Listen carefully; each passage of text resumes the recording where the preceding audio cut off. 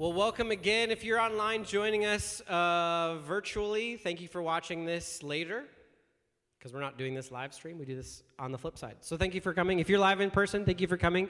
This is week 4 of this series, Do Something. My name is Pastor Jared. If you do not know who I am, I'm the youth pastor here at Countryside, and is so glad for you guys to be here, okay? We have been in this series called Do Something, a series of injustice, and we've been 4 glorious weeks of this, and so we will get to end with a bang. We have a special guest speaker today. I'm really excited to introduce her to you so she can talk about the group, the organization we've been partnering with over these 4 weeks, Hope's Closet. But first, kind of want to tell you a little bit about ourselves. If you don't know who Countryside Student Ministry is all about, we believe in 3 things. God kind of came to me this year before a lot of things were happening in my life, changing. And God was like, you know what, we need to rethink how we're doing our youth ministry. We do a lot of fun things. We have a lot of fun, but we believe in 3 things. We want to establish students in a relationship with Jesus. More than anything else, we want to see students established in Jesus.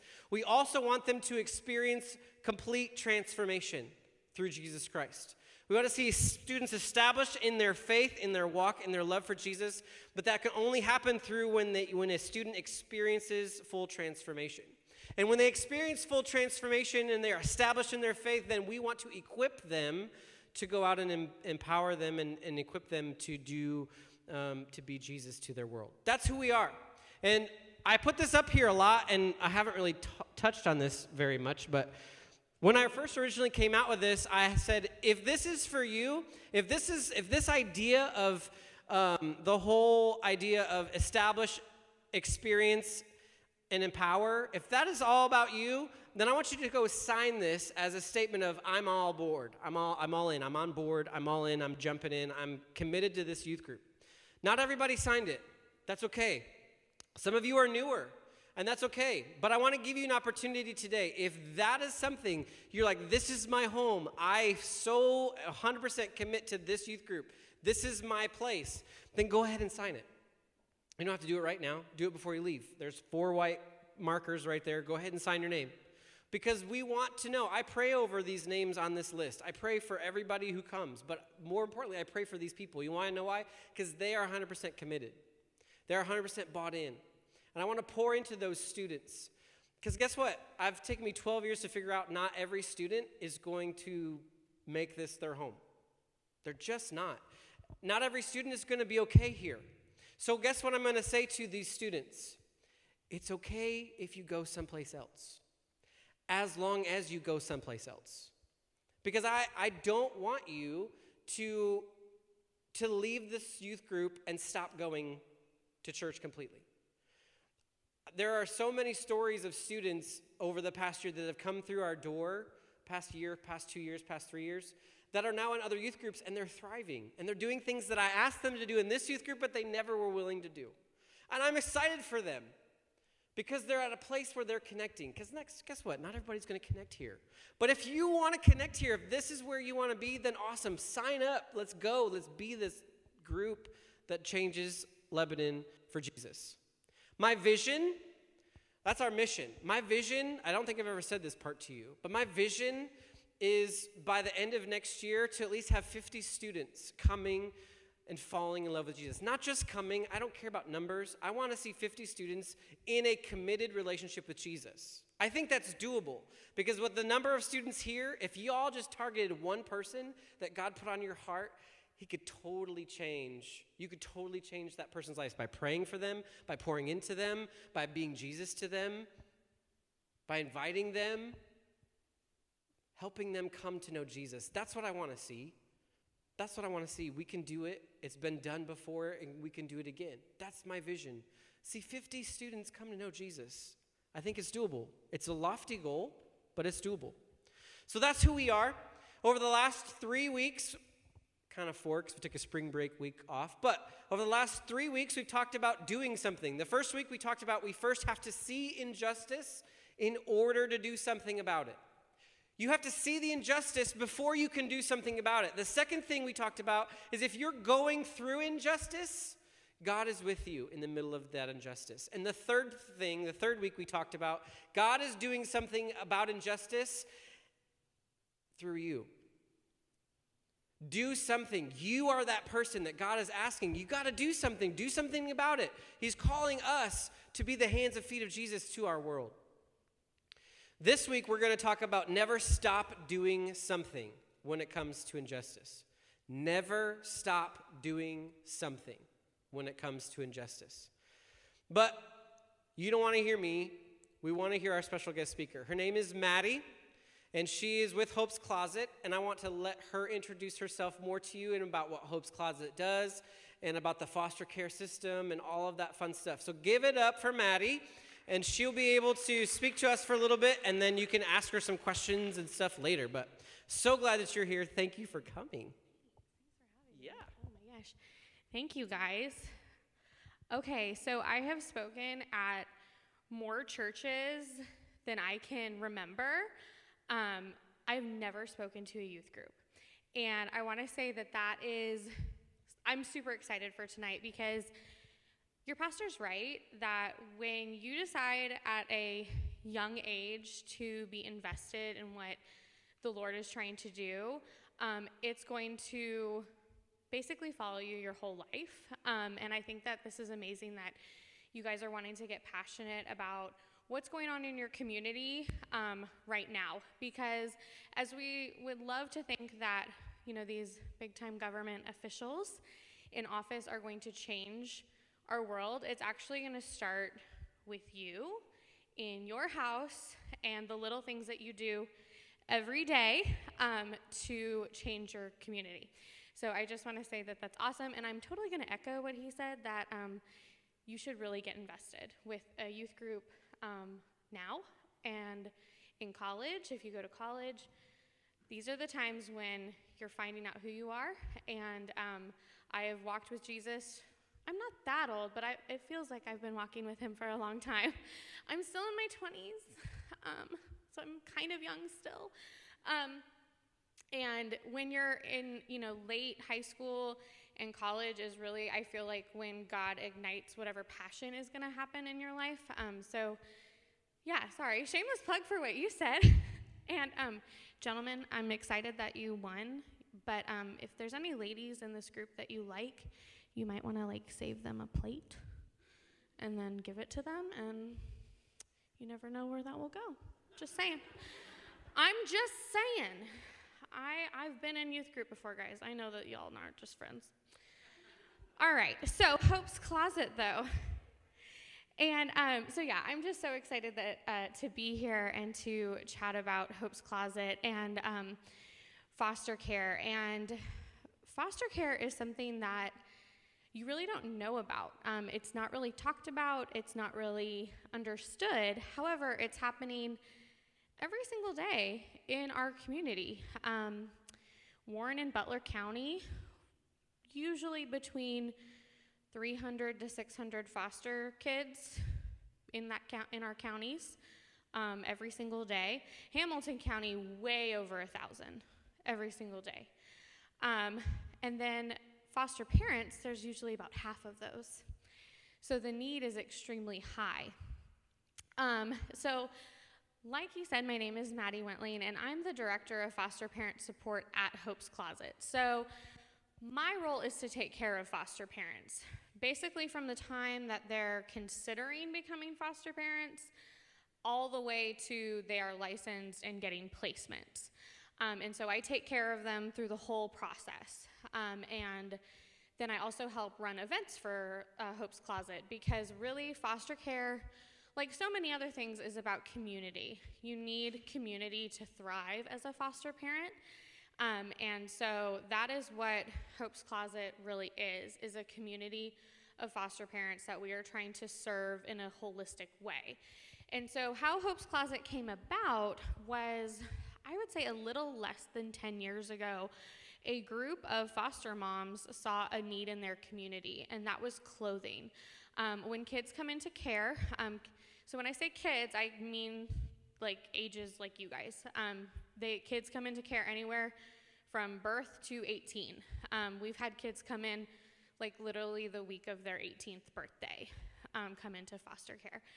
And when they come, they oftentimes come with nothing, or very, very little, or things that are super, super gross and need to be thrown away, or smothered in a bag outside for a couple days because they're lice infested.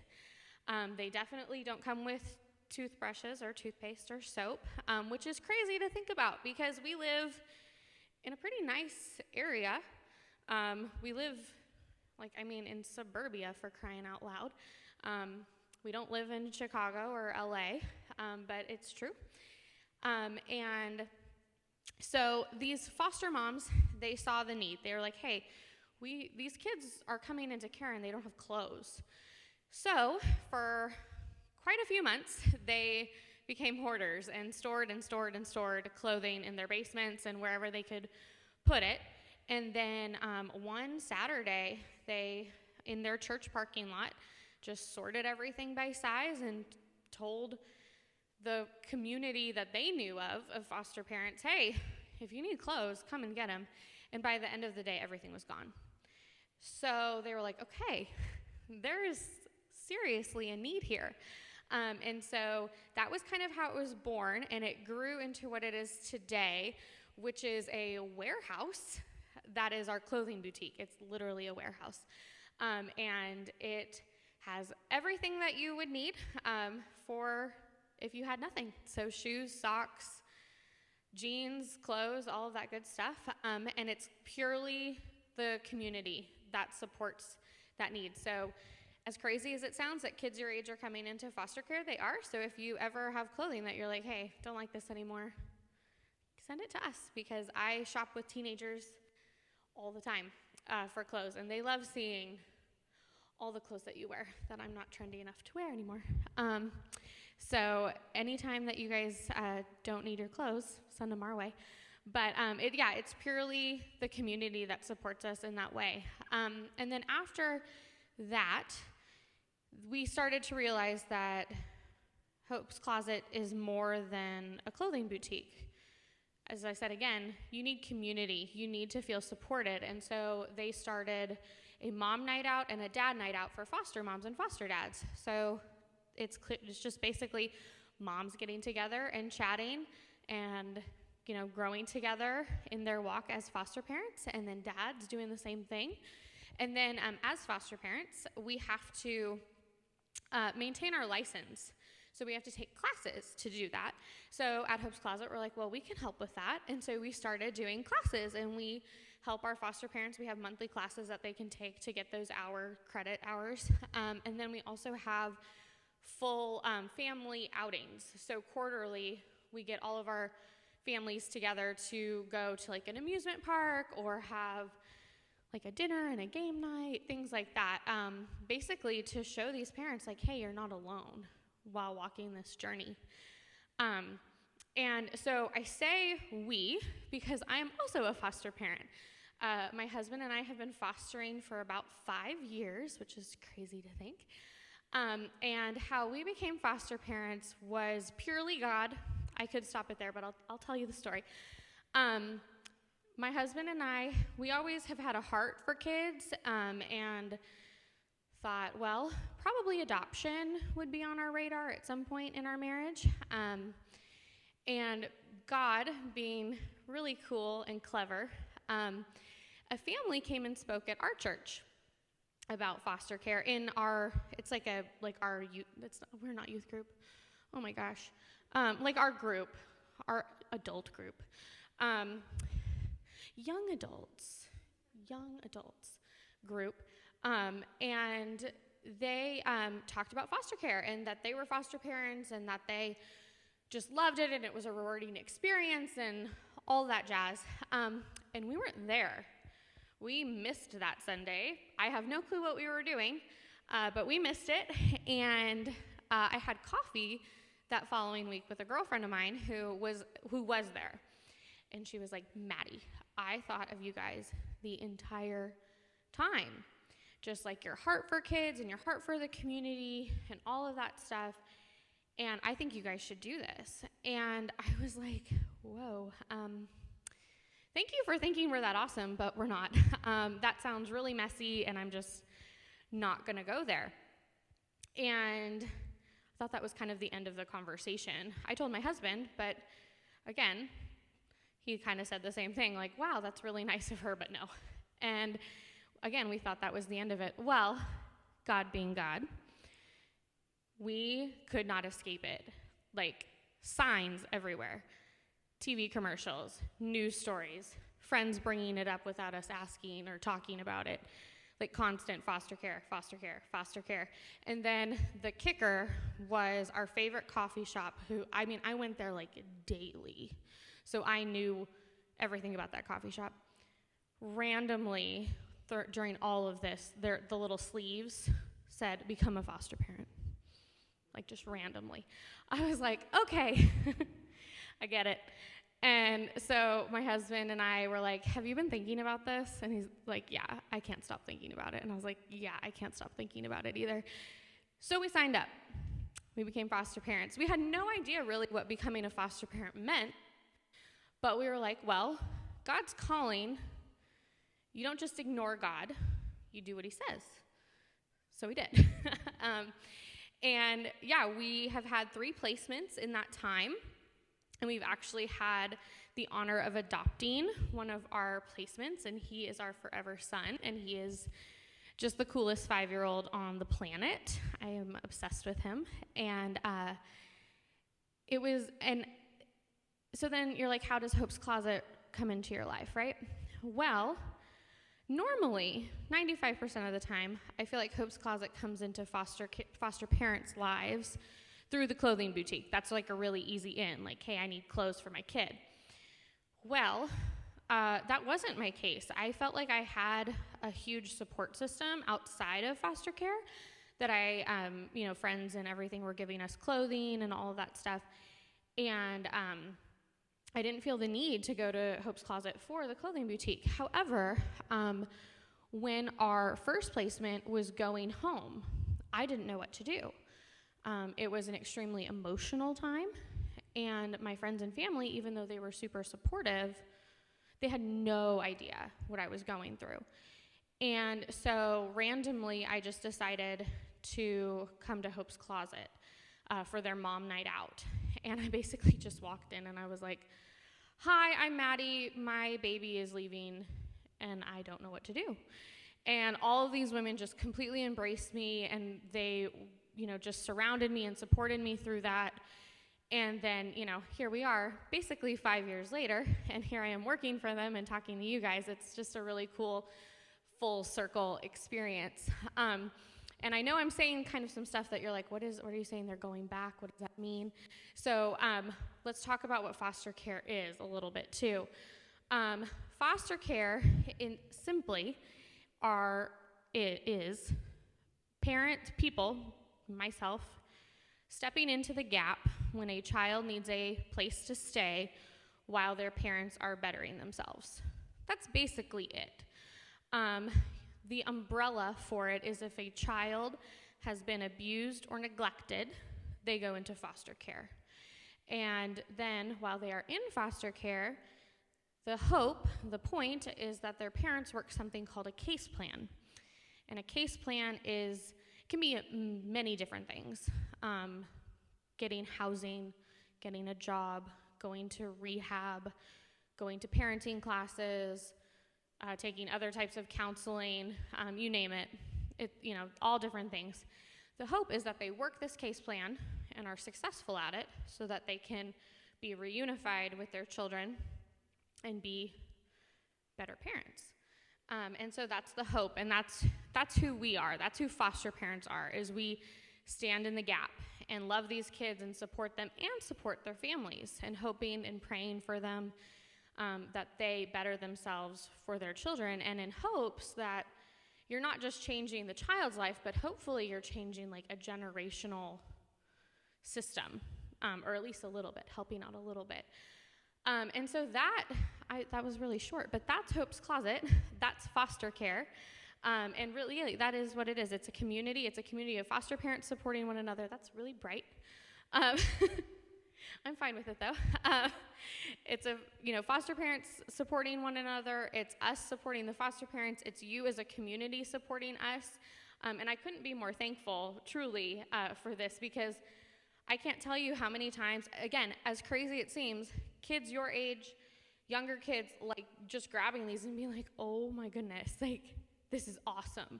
Getting excited over, things that we get at Target like every day. And they live here. It's just crazy. So thank you guys so much for doing this and for having me.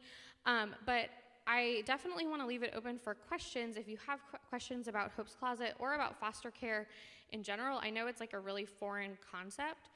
So if you have any questions, I'm hopefully able to answer them. And if you don't, that's totally fine.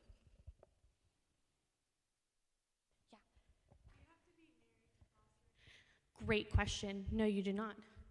You can actually be, no offense to the older children, young people in here, you can be 18 or older to foster, which I think is really young. But that is the law. You can be 18 or older and you can foster a child. And you can be single, you can be married, you can live in an apartment, you can live in a house, you can rent, you can own. Does not matter. Yeah.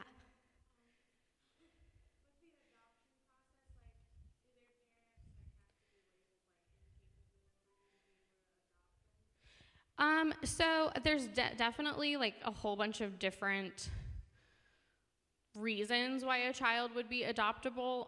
The main reason in foster care, well, there's two. One is a parent can sign over their rights and say, I'm signing my parental rights away, and they can become adoptable. Or they work their case plan, and sadly they fail. And then the county gets permanent custody of the child, and then they would be adoptable. Or they flat out choose not to work their case plan at all and just kind of disappear. And then that would be abandonment, and then the child would be adoptable. It's a long process, though. It's usually like 2 to 3 years before that happens, unless the parents sign their rights over.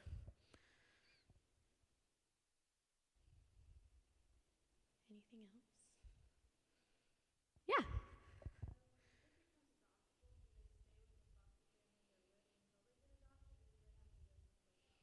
They do not. If the foster family chooses to adopt, which is pretty often the case, no, they just stay with us until adoption day. Yeah, and then there are some cases where foster parents choose not to adopt there's a whole bunch of reasons why, and then they would move to a different foster family who, it's basically like a matching process, and then they would be adopted by them. Yeah.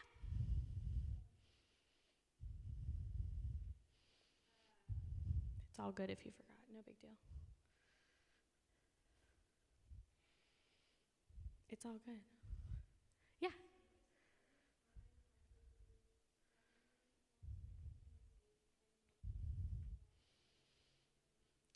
No. So a child can move from a foster home for a lot of different reasons. Sometimes the word we use is disruption, and that can happen either because the child is not thriving in that home. These children come from a lot of trauma, a lot. So either in utero, they were exposed to a lot of different substances or a lot of different stress in their lives, because as crazy as it seems, babies, perfect example, babies can feel stress in the womb, and they know what's going on, crazily enough. And then also just if they're older, like they've experienced more than any one of us in this room has probably ever gone through. And so they require a lot of therapies, a lot of different time and attention, and sometimes families just do not mesh. I can actually speak from experience. We've had to disrupt a placement, and it was completely heartbreaking. But she went on to thrive beautifully in a different home that just made sense for her. And so no, that adoption isn't, or moving to a different house for adoption is not the only reason. Sometimes they need to move because the placement is just not working out. And then the other reason would be foster care is actually kind of a last resort. When a family gets involved with child protective services, the hope is that they could actually stay in the house. If they can do something called a safety plan with the parent, saying, okay, we know you really screwed up, but if you can do X, Y, and Z, you can have, like, your kids can stay with you. If that's not an option, they definitely look to something called kinship. So that's a family member or a really close friend that they can stay with. And then so if that's not an option, then foster care is where they're going to go. However, during that time frame, they are always looking for kinship, always. So, for example, our son, who's like our son forever, they told us he would be with us a day because they had somebody like lined up, and then that didn't work. And then, somebody else came forward, and that didn't work. However, a lot of times it does work, and then they go to live with that family member. So, yeah, those are like the main reasons why a child would move from your house. Yeah.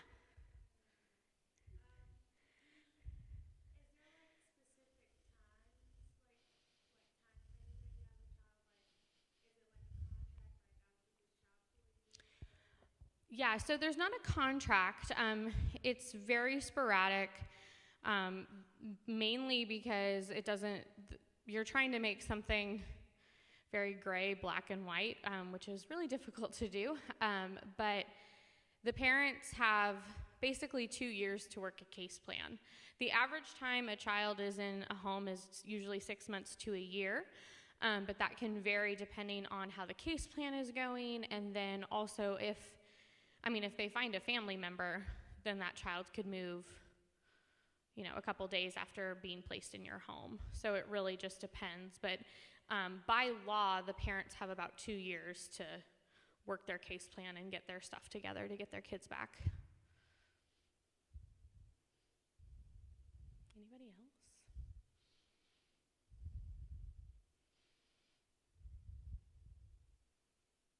It's crazy, I know. I can't believe that it happens here, but it does.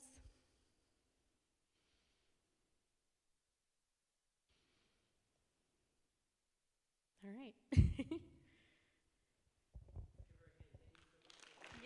thank you guys. Thank you so much for coming. We appreciate it. We appreciate it. If you have any more questions for her, she'll probably be around. You can ask her, maybe a little more privately, one-on-one, if you would like to do that. I'm going to wrap us up here really quickly because we have 4 more minutes before we get through. But I do want to say a couple things about just this series and wrap this series up. I encourage you to check out James chapter 2, verses 15 through 17. James chapter 2, verses 15 through 17 is a really, really good verse for you to read this week. It's 3 verses. I challenge you to read it because it's good stuff, kind of wraps this all up in a nice little package about this whole idea of doing something, right? Like she said in her own little testimony, like she saw the need, people kept coming to her, she saw it everywhere. So they decided to do something about that because they were called to do that. Well, what are you called to do? What injustice in our world, in our community, do you see that you can have a hand in, that you can have an active role in helping, in doing something about it? What is something that you can do? And so, use your voice, use your influence, use your talents, use your life. There are so many things that we can do as students, as adults, to use and be the church, be the community. Think about this. What if the church, the big church, not just our church or our youth group, what if the church was known for more what they stood for than what we're against? What if the church would rally around and, we became a community, not, oh, you're a Baptist, oh, you're a Nazarene, or you're Catholic. What if we decided to join forces and do stuff and say, what are you guys seeing? How can we help each other? What if we did that? What if we stopped playing this, this is my group, that's your group rule? What if we started doing things together and became the big church, the big C church, and started doing more things for him? We all are called to do something. The craziest thing is, what I just said, like what if, it can happen. That's the crazy thing. We can do that. It can happen in your generation. In my generation, I think we tried. But I think in your generation, you can bridge those gaps and say, you know what? I'm not saying dethrone denominations. That's not what I'm saying. What I am saying is that churches coming together and doing something about the injustices in our world and in our communities. That's what I'm saying. I want you to hear this. Never stop doing something. Never stop doing something, especially when it's for an injustice in our world. Let me pray for you. Father God, thank you so much for this day that we could come together, that we could build packets for foster kids. God, we just pray that you would bless these packets. Help them to go to the right kid at the right time at the right place. And God, I just pray that as those are being used, God, you would use us. Help us to see the injustices in our world, in our community, in our families, in our lives, and help us to do something about that. We aren't called to sit back and do nothing and wait for someone else to do it. We're called by God to go out and do something. Be your hands and your feet. So God, I pray that you empower us, empower every person in this room to go out and be Jesus to our world. We love you, and it's your name we pray. Everybody said, amen.